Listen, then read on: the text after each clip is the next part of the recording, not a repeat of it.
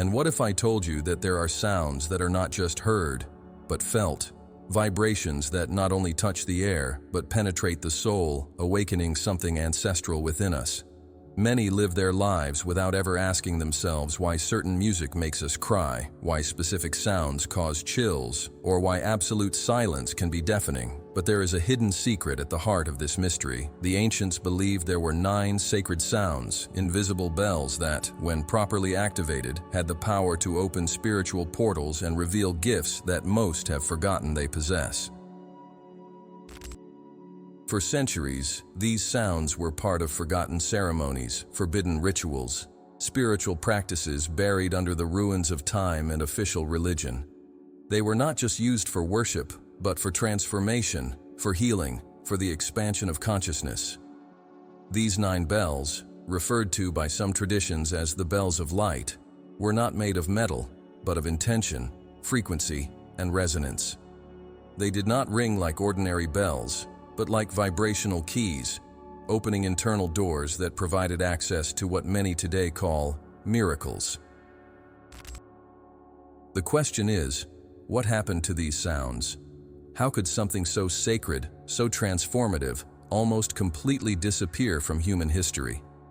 The answer is as profound as it is unsettling. They didn't disappear. They were silenced.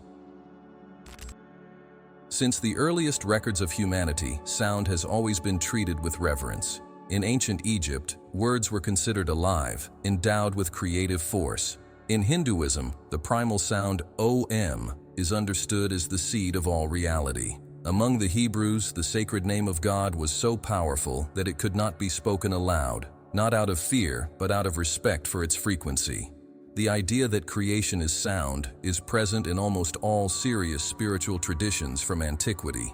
And in this context, the bells of light emerge as a forgotten lineage of wisdom, a spiritual technology based on vibration and consciousness. Apocryphal texts, Hermetic manuscripts, and oral traditions mention echoes of these bells. There are scattered records about priests who could levitate stones just by chanting certain songs, about masters who healed incurable diseases just with the sound of their voices. These accounts, always placed on the border between myth and reality, point to something deeper, a lost science based on the harmony between sound, matter, and spirit. And then Jesus emerges, not just as a religious figure, but as a vibrational master. Few wonder how he performed the feats described in the Gospels. Miracles, perhaps. But what if part of the answer lies in forgotten frequencies? What if the spiritual gifts he demonstrated, healing, bilocation, mind reading, consciousness expansion, were results of a deep connection with these primal sounds? And what if the 9 bells of light were part of the hidden legacy he tried to convey, but which was obscured by institutionalized religion in the following centuries? The early Christians, especially the Gnostics and Essenes, seemed to know something that time tried to bury. For them, the word was not just a metaphor. It was real, it was sound, it was vibration. They practiced sound meditations, chanted specific songs, used sacred instruments that today would be considered exotic or even heretical. The idea was clear. Sound was not only used to praise, but to elevate, to awaken inner gifts. It is at this point that we begin to trace the clues that lead us to the 9 bells. They appear discreetly in various records, fragments of the Book of Enoch, Celtic chants, Greek Hermetic writings, ancient Vedic texts. No one directly calls them bells of light in these documents. This name is modern, but the description is similar. 9 fundamental vibrations that, when activated in sequence, generate a resonance that alters consciousness, unlocks dormant potentials, and reconnects the human being with their divine essence. It's impossible not to wonder, where are these sounds now? Why does hardly anyone know them? The truth is that they have been systematically erased. For centuries, sounds with specific frequencies were removed from sacred music. Instruments that produced natural harmonics were replaced with simpler, more limited versions. Even in the 20th century, musical tuning was standardized to 440 Hz, a frequency that, according to many scholars, misaligns the mind and body from the Earth's natural resonance and that of the human being itself. But the bells have not completely disappeared. They have been preserved in fragments, in marginal traditions, in silent spiritual practices. Some Tibetan monks still chant tones that approach the originals. Some indigenous lineages guard chants that produce similar effects. And today, thanks to the advancement of neuroscience and quantum physics, we are beginning to understand what the ancients knew without needing laboratories. Sound transforms reality. And within us, there are invisible sensors, glands, and energy centers, which react to these frequencies like flowers to the sun. We are facing a mystery as ancient as humanity itself. A mystery that pulses in the silence between one word and another. A mystery that, when touched, can completely transform the way we see the world and ourselves. The 9 bells of light are not just a spiritual legend, they are a calling, and this is just the beginning of the journey. From the dawn of existence, humans have looked up at the starry sky and asked, where did we come from? Answers have emerged in various forms, myths, poetry, meditation, but an invisible line connects distant civilizations through a central idea. The universe was created through sound, not as a metaphor, but as a vibrational reality. For them, sound was the divine brush that painted the fabric of the cosmos. And it is in this conception that the 9 bells of light begin to make sense, not as superstition, but as remnants of a primitive and powerful language, forgotten by the masses and preserved by few. In the Bible, in the first verse of Genesis, it is written, "In the beginning God created the heavens and the earth." But what follows is key. God said, "Let there be light," and there was light. Here lies the mystery. God created by speaking. The divine word is sound, it is vibration. This passage, so often read casually, holds one of the greatest spiritual keys of humanity. The universe began with a vocal command, with a frequency, and just as a sound can soothe a child or make the body tremble, imagine what a divine vibration could do in the primordial vacuum. In the Vedic traditions of India, this idea is even more explicit. The primordial sound, Om, or Aum, is the symbol of totality, the vibration that represents the creation, preservation, and dissolution of the universe. Om is not just a mantra. It's a frequency that, according to ancient masters, can align body, mind, and spirit with the source. Interestingly, the sound structure of Om shares similarities with the Christian Amen and the Hebrew Amen, suggestions of a universal sound that transcends religious and linguistic boundaries. In Greek thought, we find the idea of the logos, a word difficult to translate accurately. For Heraclitus and later the Stoics, logos was the cosmic reason, the intelligence that structures the universe. For the authors of the New Testament, logos became Christ himself. In the beginning was the Logos, and the Logos was with God, and the Logos was God. Here again, we have the concept that Christ is divine vibration, a sound made flesh. This sacred language, which we will call here the vibrational language of creation, does not depend on spoken words, but on felt frequencies. The 9 bells of light, then, can be understood as notes or keys that compose this symphony of creation. Each of these sounds carries not only a vibration, but an intention, an energy capable of affecting the visible and invisible world. Just as a single note can transform the mood of a song, a single one of these bells could alter a person's internal resonance. In the ancient mystery schools, such as the Egyptian, Pythagorean, Druidic, and Essene, disciples learned that everything in the universe is number, sound, and proportion. Pythagoras, the philosopher who associated mathematics with music, said that the planets produced a music of the spheres inaudible to the common human ear, but fundamental to the harmony of the cosmos. He believed that the correct sound could heal diseases, elevate the soul, and harmonize the elements of being. Would it be an exaggeration to think that the 9 bells are a continuation of this forgotten doctrine? The evidence that the ancients knew a sacred sound language is abundant. In Egyptian temples, harmonic symbols are carved into the walls. In the Old Testament, the Levites were responsible for specific chants that purified the temple. In various indigenous cultures, shamans use millennial cadence chants to open spiritual portals and access invisible information. These practices did not arise by chance. They are remnants of a spiritual science based on sound. This is not just about belief, but about vibrational mechanics. Everything vibrates. Everything emits frequency. From the atom to human thought, there is oscillation. And the great initiates have always known that, by understanding this dance of frequencies, humans could co-create with the universe. The 9 bells are not external objects. They are vibrational codes that operate within us, waiting to be activated. Modern science is finally beginning to approach these ideas. Research in quantum physics and neuroscience shows that specific frequencies can alter mental, emotional, and physical states. Low-frequency sounds soothe the nervous system, while high-pitched sounds can induce states of alertness or ecstasy. Moreover, resonance chamber studies show that certain sound patterns reorganize matter, a field called cymatics. Imagine then what the 9 bells, with their perfect frequencies, could do to our subtle biology. That is why so many traditions refer to sound as the language of the gods. It bypasses the rational mind, directly touches the emotional field, and reaches deep regions of the being where words cannot reach. It is at the same time a portal and a map, beginning and end. If each of the 9 bells represents a facet of creation, then activating them would be recreating oneself internally, becoming a new being vibrationally aligned with the cosmos. This sacred language does not need to be intellectually understood. It needs to be felt. And perhaps that's why it was lost.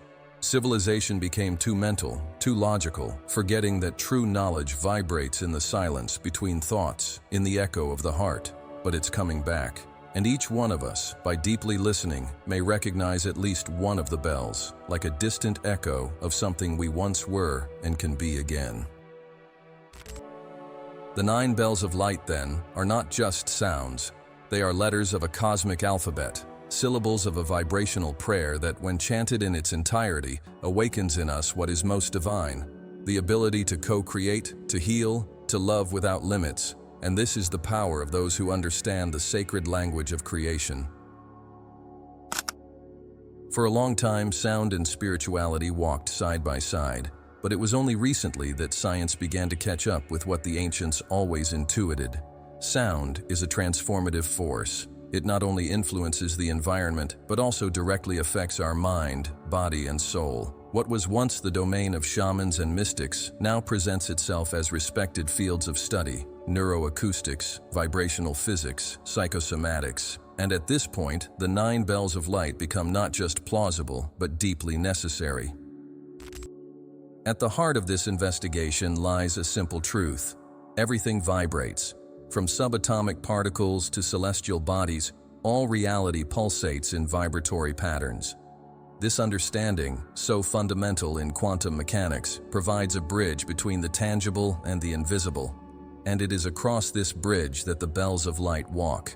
Each bell represents a specific frequency, capable of interacting with subtle structures within the human being, structures that science is just beginning to recognize. Schumann resonance, for example, is a natural electromagnetic field that envelops the Earth. This frequency, which pulses between 7.83 Hz and its harmonics, is mysteriously aligned with human brain rhythms, especially deep meditation and REM sleep states. Not coincidentally, ancient traditions claimed that man was made from the clay of the earth and the breath of God, a metaphor for the fact that our bodies are structured according to the natural frequencies of the planet. Altering this internal resonance, therefore, is like tuning an instrument to align with the symphony of life. And that's exactly what sounds like the bells of light do. They are not mere sound stimuli, but resonance keys. Just as a specific note can shatter glass, or as a tuning fork can make another vibrate even from a distance, the right sound can make hidden parts of our consciousness vibrate. Cells, tissues, glands, all react to sound, even if it's imperceptible to the common ear. The pineal gland, for example, considered by many traditions as the spiritual eye, shows sensitivity to certain vibrations and magnetic fields. Binaural frequencies are another fascinating field. They operate when two sound waves of slightly different frequencies are sent to each ear, and the brain creates a third imaginary frequency, called a binaural beat. This phenomenon induces altered states of consciousness, such as deep relaxation, mental clarity, or even out-of-body experiences.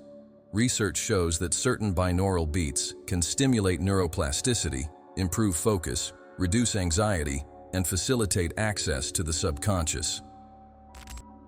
Now imagine a combination of these frequencies, carefully arranged in 9 steps, each one related to an energy center of the body, a spiritual gift, an inner archetype. This is what the 9 bells represent. They are not just external tools, but internal gateways to reorganize the vibrational structure of the being. Like sonic gears, each bell touches a forgotten part of the soul, summoning gifts that were dormant under layers of emotional, mental, and existential noise.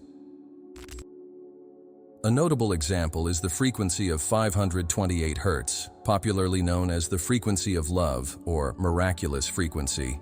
Studies show that it promotes cell regeneration, relieves stress symptoms, and is associated with a deep sense of inner peace. Other sacred tones, such as 396 Hz, release of fear, 639 Hz, reconciliation and connection, and 963 Hz, pineal activation, make up a set known as solfeggio frequencies, which many consider remnants of the original bells of light. Intriguingly, these frequencies were virtually erased from Western music after the 16th century, replaced by less natural and more commercial scales.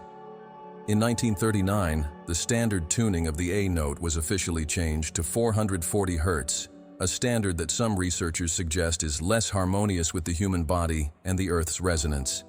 It was a subtle, yet powerful shift. Many musicians, spiritualists, and sound therapists have been proposing a return to the natural tuning at 432 Hz, which generates more symmetrical and harmonious patterns in cymatics experiments, the science that demonstrates how sound shapes matter. Cymatics, by the way, seems like a field straight out of an alchemy book. When sand is placed on a metal plate and made to vibrate with specific tones, complex geometric patterns appear. Mandalas, floral shapes, symmetrical structures reminiscent of sacred architecture. This visually demonstrates that sound organizes chaos, and if sound can do this with sand, what can it do with our emotions, memories, beliefs? Instruments such as Tibetan bells, crystal bowls, monochords, and ethereal harps are today studied not only for their musical value, but for their ability to realign the vibration of the human body. Sound therapies are increasingly being used in holistic clinics, hospitals, and rehabilitation centers. The idea is simple and powerful. Instead of fighting the symptom, harmonize the frequency. Bring the body back to its natural tone. And here, the 9 bells return as a vibrational prophecy. Each bell would be a kind of activation note that resonates in harmony with a spiritual dimension of the human being. One for forgiveness, another for intuition, a third for healing, and so on. Together they would create an inner symphony capable of reactivating gifts that seemed miraculous, but are, in fact, natural possibilities of a human being in tune with their essence. We are entering a new era where science and spirituality reunite. What was once considered magic is now observed with scientific rigor. Vibration is the bridge. And the bells of light are steps on this bridge. Steps that take us back to the reminder that we are more than flesh and thought. We are sacred instruments, waiting for the correct tuning to play the melody of the soul. When it comes to Jesus, most people think of the Messiah who walked among fishermen, healed the sick, and challenged the religious structures of the time. But few ask what he was doing before starting his public mission. The Bible is silent about his formative years, between the ages of 12 and 30, as if they were irrelevant. But for scholars of hidden traditions, these hidden years hold the key to understanding not only who Jesus was, but where the gifts he manifested so naturally came from. And in this void of historical information, the Essenes emerge, an enigmatic, mystical community, guardian of knowledge that dates back to Egypt, Babylon, and the lost Atlantis. The Essenes were not an ordinary sect. They were ascetics, alchemists, doctors, astronomers, desert sages. They lived on the outskirts of cities, especially on the shores of the Dead Sea in Qumran, and were known for their spiritual rigor and secret rituals. Their days were marked by silence, fasting, water purifications, in-depth studies of the scriptures, and above all, by practices of sacred chanting. They did not just read the texts, they sang them. Each word was filled with intention, vibrated with precision. This practice was called the living language, as they believed that the sound aligned with the soul could reveal the divine presence in the human body. Documents discovered in 1947, the Dead Sea Scrolls, confirm that the Essenes kept esoteric records about cosmology, vibrational medicine, and messianic prophecies. Texts such as the Song of the Sages and the Hymn of Praise of the Angels describe specific intonations used to invoke angelic presence, spiritual healing, and states of conscious ecstasy. And although the term bells of light does not appear directly in these manuscripts, there are repeated mentions of celestial frequencies, pure vibrations, and sounds of creation, descriptions that align with the idea of bells as vibrational portals to higher gifts. There are strong indications that Jesus was educated among the Essenes. Western Christian tradition omits this part, but Gnostic accounts, ancient Arabic records, and even Sufi traditions speak of a Yeshua who spent years among spiritual masters in the desert. He would have learned practices of healing by hands, energy alignment intonations, specific diets for perception expansion, and the secret chants used to commune with the spirit. A curious detail is that the Essenes used rare instruments, such as crystal flutes and refined bronze bells, which were played only at moments of great spiritual elevation, sounds not intended for entertainment, but for the vibrational transformation of the being. The chants of these masters were not improvised. Each note was chosen with mathematical precision. They followed scales based on astrological cycles and the Earth's natural frequencies. Oral tradition speaks of the 9 tones of awakening chanted during initiatory rites of passage, very similar to the concept of the 9 bells of light. These tones activated specific areas of the spiritual body: intuition, compassion, courage, inner vision, among others. It was a process that lasted weeks, sometimes months, and culminated in experiences of profound connection with the divine, where initiates claim to see the light with closed eyes and hear the silence speak. Is it possible that Jesus underwent this rite? Many scholars of esoteric Christianity believe so. He would have absorbed this knowledge, transcending it, and adapted the teachings to make them accessible to the masses. In his healings, when he said, "Be clean, rise and walk," or even when he was silent and just touched, he was not just expressing compassion. He was vibrating specific frequencies, the result of a subtle mastery of the sound codes learned from the Essenes. Each gesture, each word, each silence was calibrated with purpose. These codes, however, were not written in public books. They were passed on from master to disciple, orally, with live demonstrations, and required purity of intention, spiritual discipline, and a heart ready to serve. After the death of Jesus, much of this knowledge was dissolved, dismantled, absorbed, or destroyed by the structures of imperial Christianity. What was an initiatory path based on spiritual resonance became an institutionalized religion, where the power of sound was reduced to liturgical chants and doctrinal hymns. But the echoes remained. Some ancient monks continued practicing harmonic chants. Some hidden brotherhoods preserved the tones. And curiously, medieval mystics like Hildegard von Bingen claimed to receive visions through sounds that only she could hear: heavenly music, harmonies of light. All indications are that these tones survive in scattered fragments, waiting to be reassembled. The 9 bells of light may not be a modern invention, but a recovery of a lost code that the Essenes already knew and that Jesus used in his mission to awaken the divine spark in every human being. Today, we are rediscovering what they already knew, that true power is not just in the words, but in the vibration behind them. That sound, when intoned with purity and intention, can heal, transform, activate gifts, and reconnect the soul to its origin. And yes, there are indeed invisible bells resonating within us, waiting for the call to ring again. 2,000 years ago, a man walked the earth, awakening awe, compassion, and hope. Called by many the Anointed One, he healed with his hands, spoke with the authority of one who knew the unseen, and revealed through actions and words a level of consciousness that transcends common logic. But have we ever asked ourselves where these gifts came from? Were they exclusive to a solitary divine being? Or were they reflections of something accessible to anyone who could reach the same spiritual frequency? Jesus was not just a preacher of moral teachings. He was, above all, a vibrational master. His healings were not random magic. They were frequency interventions.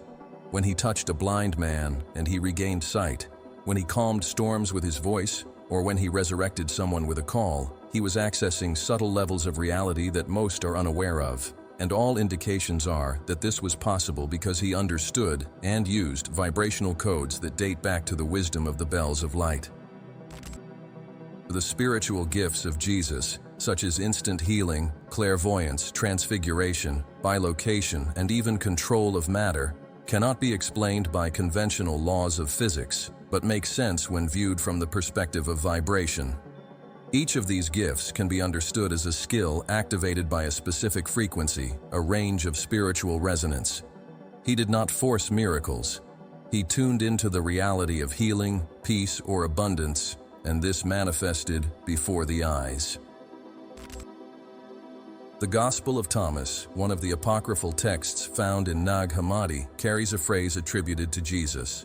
"The kingdom is within you and outside of you. When you know yourselves, then you will be known, and you will understand that you are children of the living Father."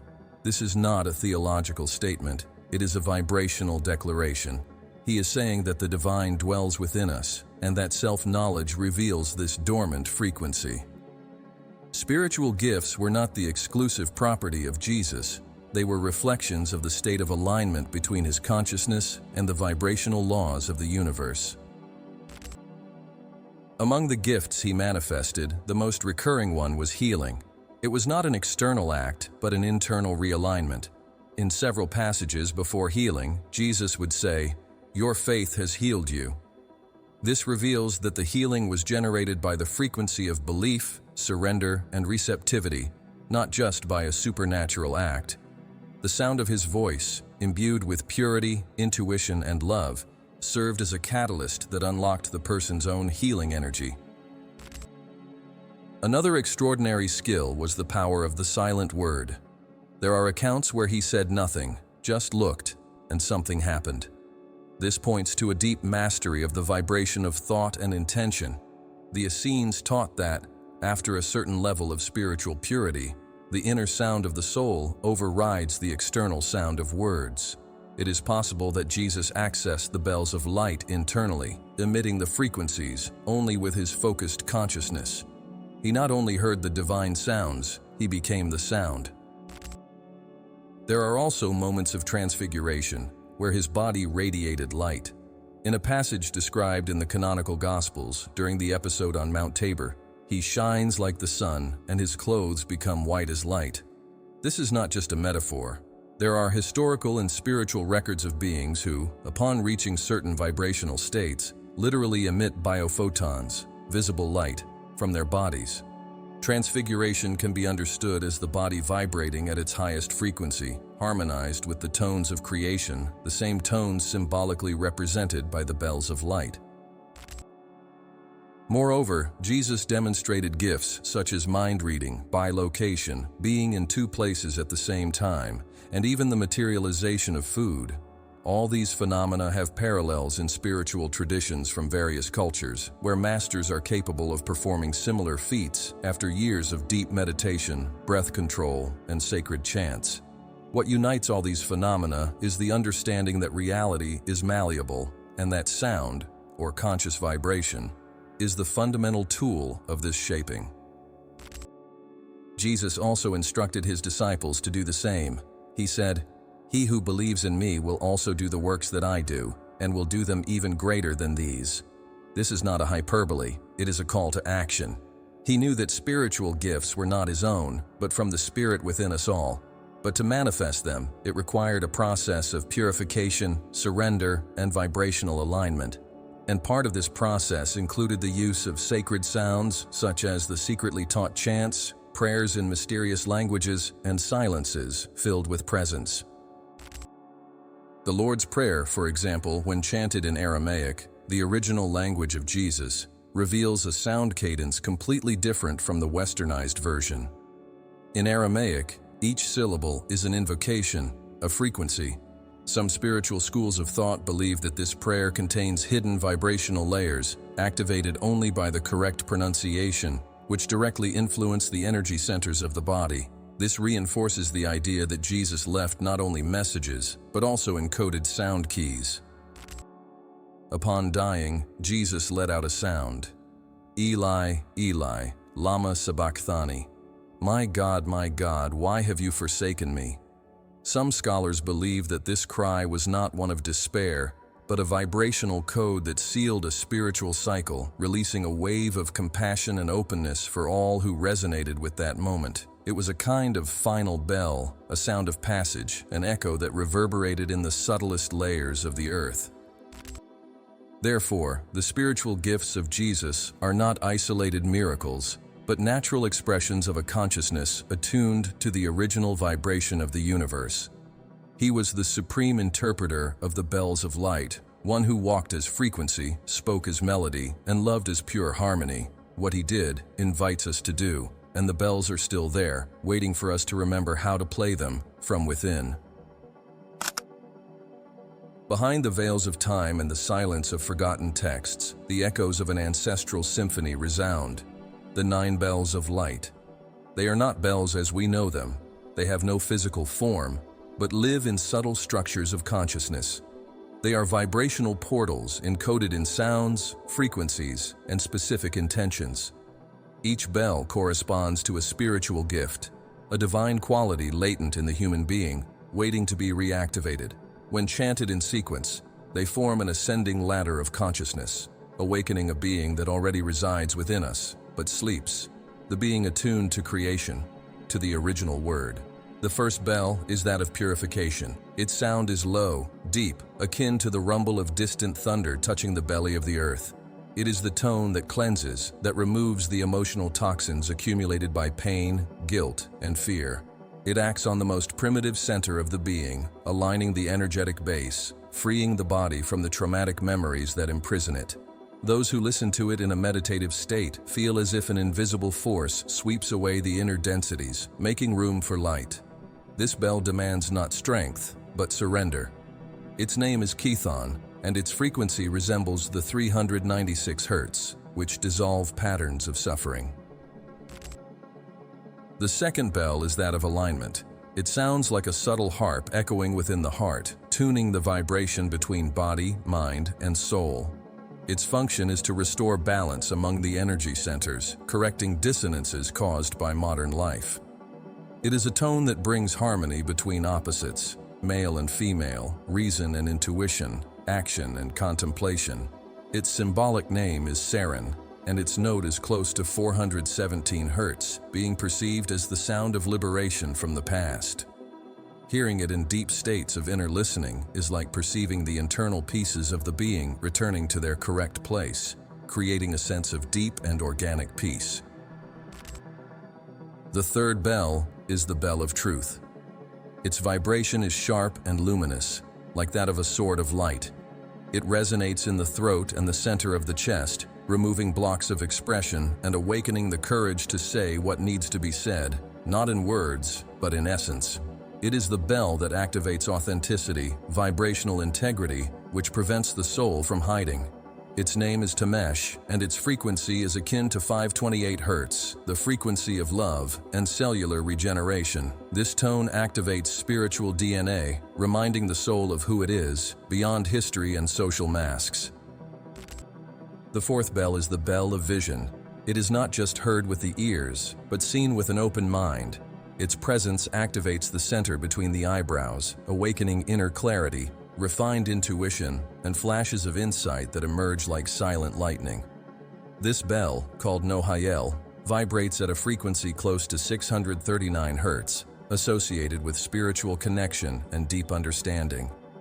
Listening to it can provoke lucid dreams, experiences of déjà vu, and a sense of familiarity with parallel realities. It is the bell of the inner prophet, of the hidden master who lives in each one of us. The fifth bell is that of compassion. Its vibration touches the center of the heart like an invisible hug. It emanates a warm, sweet, and expansive sound, which dissolves the shields created by hurts and disappointments. Its symbolic name is Elamir, and it resonates at the frequency of 741 Hz, which promotes expanded consciousness and emotional healing. This bell teaches that forgiving is not forgetting, but freeing oneself from the prison of resentment. It is a gateway to the gift of deep empathy, where the self and the other meet at the frequency of unconditional love. The sixth bell is that of creative silence. It emits no sound on the physical plane, but its sonic absence resonates powerfully within the subtle layers of the being. It is the bell that activates the crown center, connecting the individual to the field of higher intelligence. It is called Shemaya and operates close to 852 Hz, a frequency associated with the return to spiritual order. When meditating in its presence, the practitioner feels as if they are dissolved into the whole, perceiving the unity behind the illusion of separation. It is the bell of mystery, where there are no more questions, only communion. The seventh bell is that of manifestation.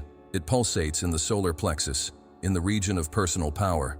Its vibration is like a subtle drum that reminds the soul of its right to co-create reality.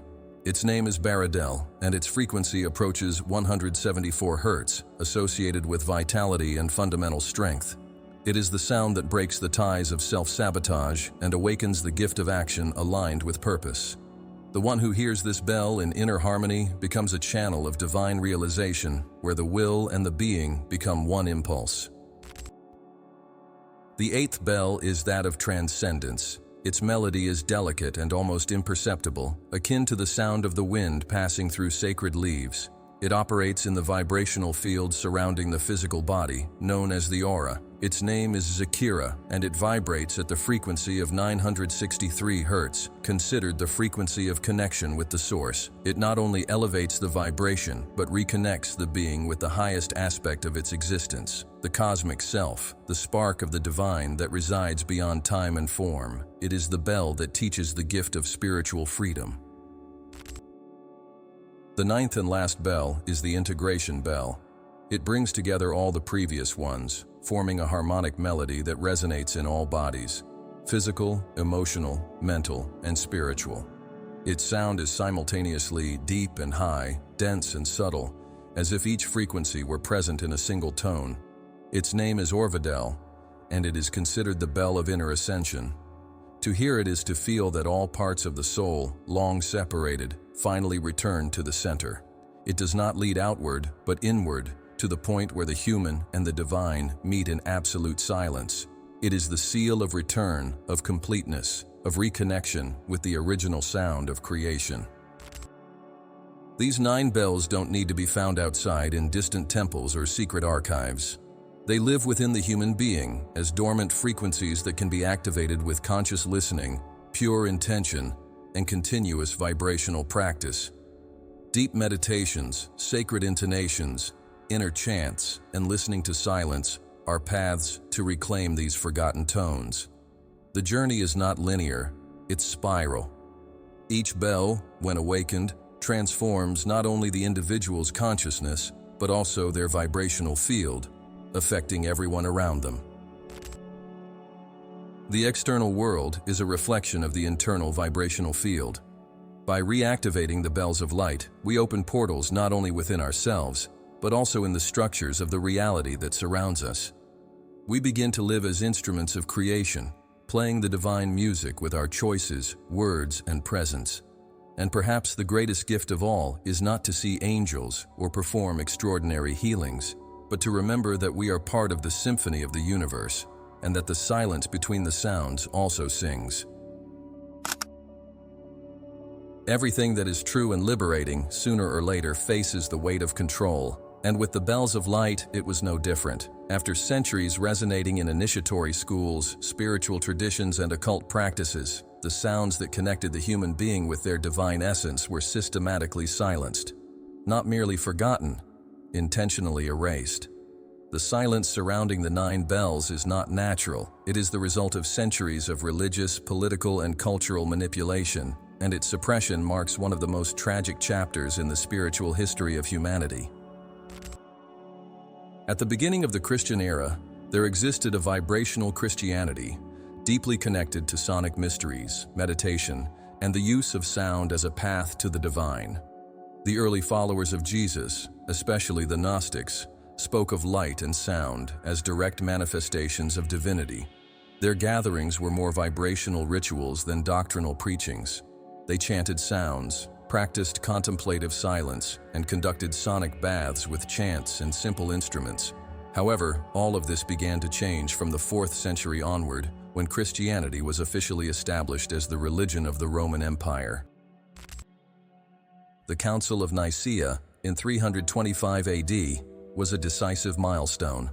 Under the command of Emperor Constantine, Christianity was standardized, texts were handpicked, and anything that sounded esoteric or Gnostic, or that challenged imperial power, was excluded. It wasn't just a doctrinal choice, it was a vibrational cut. Texts that spoke about the inner light, the sacred sound, and Christ as a state of consciousness were banned. Sounds ceased to be portals and became formalities, soulless, repetitious liturgies, sung in rigid, limited, and controlled tones. The free use of intonations was replaced by hymns approved by the clergy. Instruments that once served to induce altered states of consciousness were eliminated. The organ replaced the harmonic bells. Free singing was replaced by chant, without variations, without soul. Sonic spirituality gave way to standardization, and little by little the bells of light were forgotten, replaced by empty repetitions. It was the beginning of a forced silence, not the mystic silence of meditation, but the silence of oppression. During the Middle Ages, this process intensified. Vibrational knowledge began to be associated with heresy, witchcraft, rebellion against God. Those who used special bells, healing sounds, power chants were persecuted. Healers, mystics, Christian shamans, sound priestesses, all were hunted. Many were burned, others silenced. The Inquisition was the instrument of this repression. Behind the accusations of witchcraft, there was something deeper, the fear of the transformative power of sound. The true sound awakens, and awakening is dangerous for systems that thrive on slumber. That's why the church banned certain tones. Manuscripts containing harmonic scales were destroyed or locked away in secret archives. Mystery schools were closed or forced underground. What remained was a spirituality without vibration, without warmth, without living presence. The church bells still rang, but no longer with the tones of the 9 bells. They rang to mark time, not to open the portals of the soul. In the field of music, the imposed standardization continued this process over the following centuries. Instruments began to be tuned to frequencies different from the natural ones. In 1939, in a movement led by military and industrial interests, the global tuning of the A note was established at 440 Hz, a frequency that misaligns the human body from the Earth's natural resonance and the heart. The frequency of 432 Hz, considered harmonious with the geometry of nature, was rejected. Another layer of oblivion was imposed on the bells of light. But not only was music affected, the very way of praying and worshiping was hollowed out. Words spoken mechanically, without vibrational intent, replaced conscious chants. The connection with the divine became mediated, dependent on external authorities. Individuals were taught to fear their own spirituality, their own voice, their own vibration. Sound was stolen from within, and with it, spiritual gifts were discredited, labeled as myths or delusions. However, amidst the darkness, there has always been resistance. Monks in remote monasteries kept certain chants alive. Hidden lineages, such as the Sufis, Kabbalists, Rosicrucians, and Templars, continued to practice the secret sounds in silence. Indigenous peoples, even under oppression, preserved chants that echo the original tones. It is through these fragments that we can reconstruct the bells of light today. And more than that, we can recognize that they were never completely extinguished. They just went dormant, waiting. Because true sound cannot be destroyed, it simply waits for the right ear to be heard. And now, in this time of global awakening, where science, spirituality, and ancestral wisdom are beginning to reconnect, the imposed silence is starting to break. The bells of light are resonating again, not in the bell towers of churches, but within those who listen with their heart. And as they awaken, along with them awaken gifts, visions, healings, and a new understanding of what it means to be human. This dark chapter of history must not be forgotten. It reminds us of the value of what was lost, but it also reveals the strength of what remains alive despite everything. The sound that heals, transforms, and awakens is still among us. It is still within us, and every time we choose to listen in silence, meditate with intention, chant with reverence, we are breaking the enforced silence and bringing the bells back to life. The silence that lasted for centuries has finally begun to be broken. Not in a noisy way, not by crowds, but softly and precisely, like the touch of a distant bell that only awakened hearts can hear. We live today in an era of reconnection. And what was once called superstition or heresy is starting to be seen as sacred science. The bells of light, once extinguished from traditions and persecuted by intolerance, are returning, not as relics of a lost past, but as living instruments of a spiritual future under construction. This rediscovery does not happen by chance. It emerges in response to a growing void. Modern humanity, surrounded by technology and saturated with information, realizes that something essential has been left behind. The inner sound, the vibration that gives meaning to existence. Millions of people are turning to meditation, silence, frequencies, chants, ancient rituals. This is not about nostalgia, but an internal call that echoes beyond words, vibrating in the very field of the human heart. One of the pillars of this return lies in vibrational science. Modern neuroscience already proves the effects of sound frequencies on the brain. Specific sounds are capable of inducing altered states of consciousness, improving mood, reducing physical pain, and releasing emotional traumas. Vibrational medicine is gaining ground with sound therapies that use Tibetan bowls, harmonic bells, flutes, and even resonant chambers that mimic the sounds of the maternal womb. It's as if the modern world is rediscovering what the ancients already knew: sound heals. Researchers such as Dr. Masaru Emoto have demonstrated how the vibration of words and music can alter the structure of water, creating beautiful or deformed crystals depending on the sound they receive. Considering that our body is made up of more than 70% water, the impact of sound on us is profound. Similarly, studies in cymatics reveal that specific tones generate perfect geometric shapes, similar to sacred mandalas. The harmony of sound reveals the geometry of the soul. Artists, musicians, monks, and sound therapists have been channeling, consciously or not, fragments of the bells of light. A new musical style has been emerging. Medicine music, devotional music, sounds for deep meditation. These melodies do not follow market logics, but rather the laws of vibrational harmony. They are not made just for the ears, but for the soul. People report healings, visions, revelations, and sensations of reconnection when they hear certain tones. It's as if the bells are resonating again, not in external temples, but in the living temple of the human body. Simultaneously, ancient spiritual practices are being revived with a new awareness. The use of mantras, for example, is now understood as the vibrational activation of energy centers. Each sacred sound carries with it an information field that reorganizes the mind and body. Mantras in Sanskrit, Hebrew, Aramaic, and even in forgotten languages are resurfacing with strength, revealing their vibrational potency and their alignment with the 9 levels of being, the same ones represented by the bells of light. the use of technology has also become an ally. Meditation apps, headphones with 3D sound technology, solfeggio frequency platforms, and devices that measure brain resonance are putting the power of sacred sound into the hands of thousands of people around the world. Sonic spirituality is no longer a secret of monks and has become accessible to the common seeker. And as more people awaken to this power, the collective consciousness subtly tunes itself to the tones of creation. In healing centers, spiritual schools, and meditation circles, new generations of seekers are being guided to consciously experience sounds. Practices such as sound healing, harmonic singing, sound baths, and meditative concerts are spreading across all continents. It's a silent revolution, or rather, a resonant revolution.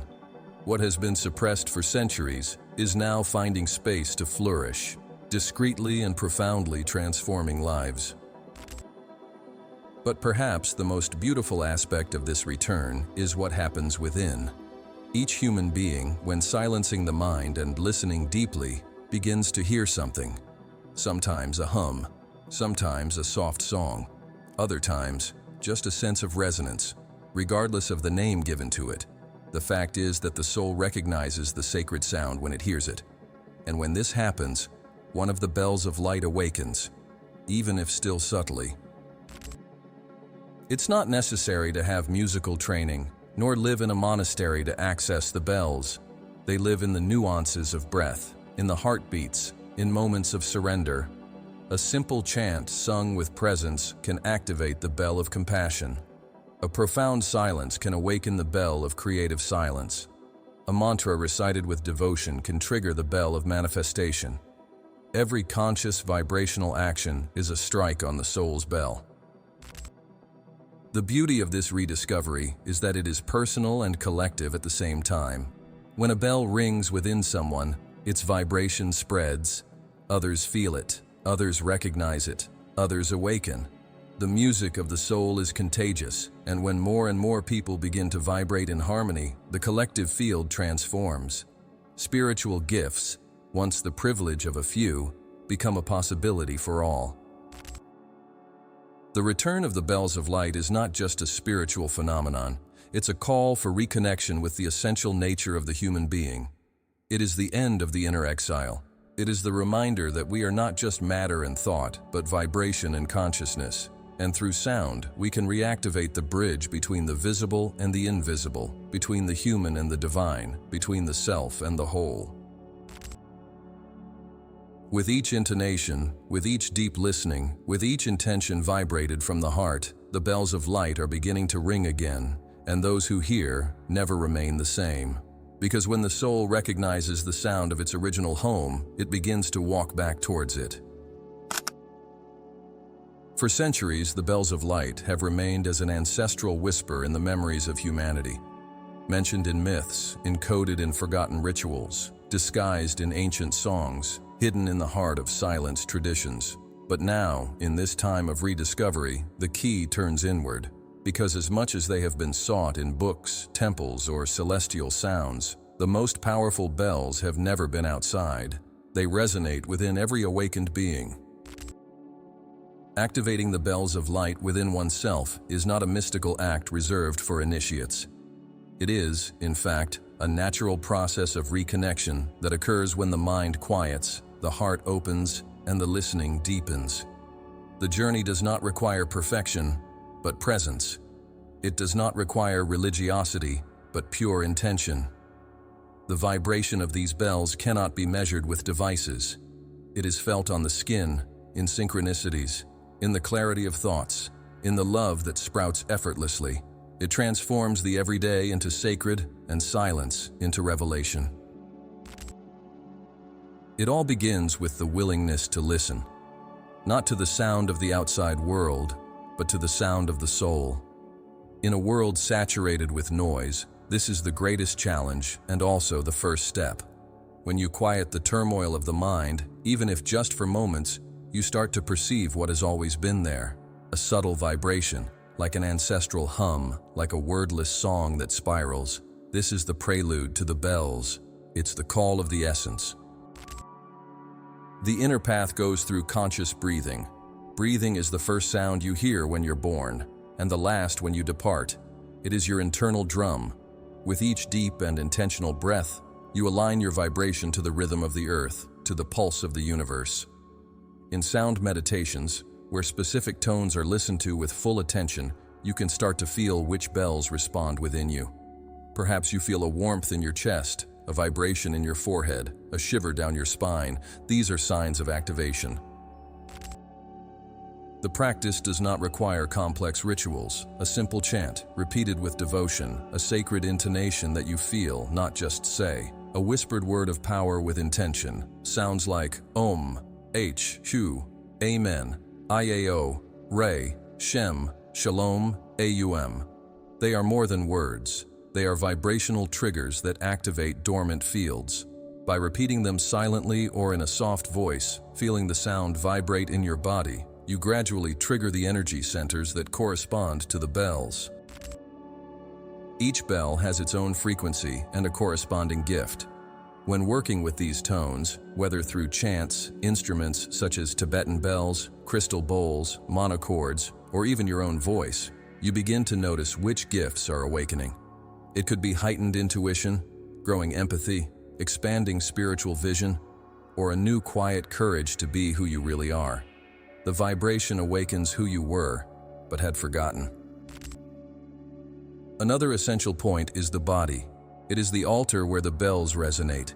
Moving consciously, dancing to the sound of devotional music, vibrating with mantras in motion, aligning breath with gestures, all of this helps to anchor the sacred sound in matter.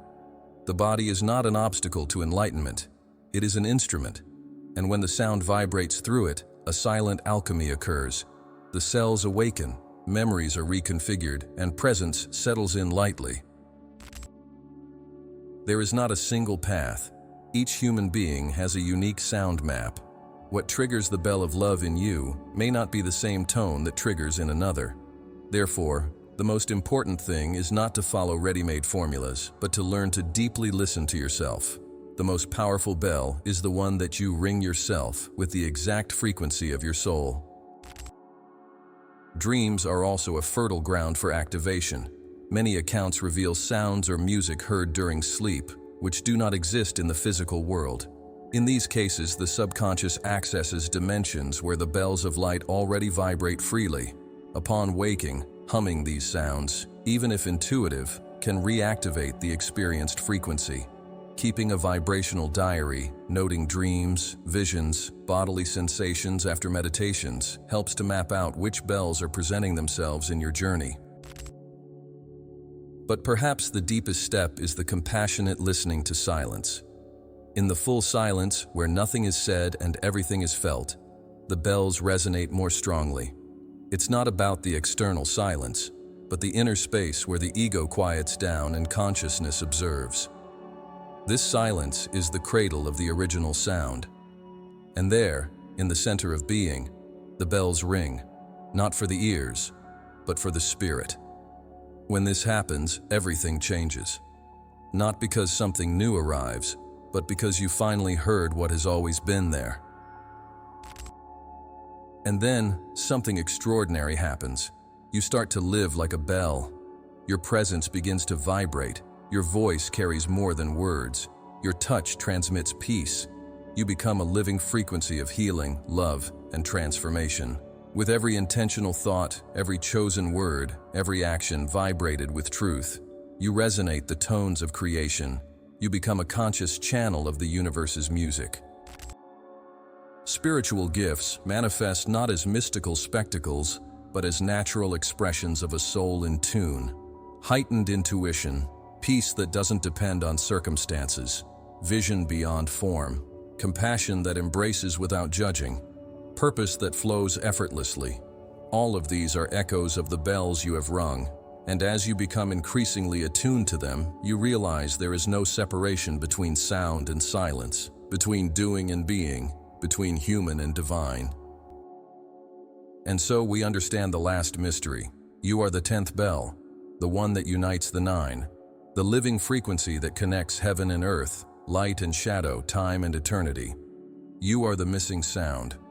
There is no more to seek outside. Now, the path is to live vibrating, walk as music, love as vibration, serve as frequency. You are the embodied sound of creation, and the whole world waits to hear the sound that only you can emit. And now, mind unfettered, tell me, which of the 9 bells did you feel vibrate within you today? Was it the bell of truth, of healing, or that creative silence that stirred something you didn't even know was there? Leave in the comments, because when you share your vibration, you activate others as well. Yes, this is the power of collective manifestation. When each of us rings our inner bell, the whole world listens. Write down here, I heard the bell of, and complete with what you felt. Who knows, your comment might be exactly the sound someone needed to read to awaken too. And if you felt that this video resonated with your heart, know that this journey is just beginning. The next bell rings even deeper, so click right now and watch. The Brotherhood of Light, the secret knowledge of Jesus that history erased. In it, we will unravel the hidden backstage of the spiritual fraternity to which Jesus belonged, a knowledge that was erased from history books but survived in the eyes of those who know how to see. We'll meet there, mind unfettered, because here, silence also speaks, and the sound of truth, when listened to together, liberates.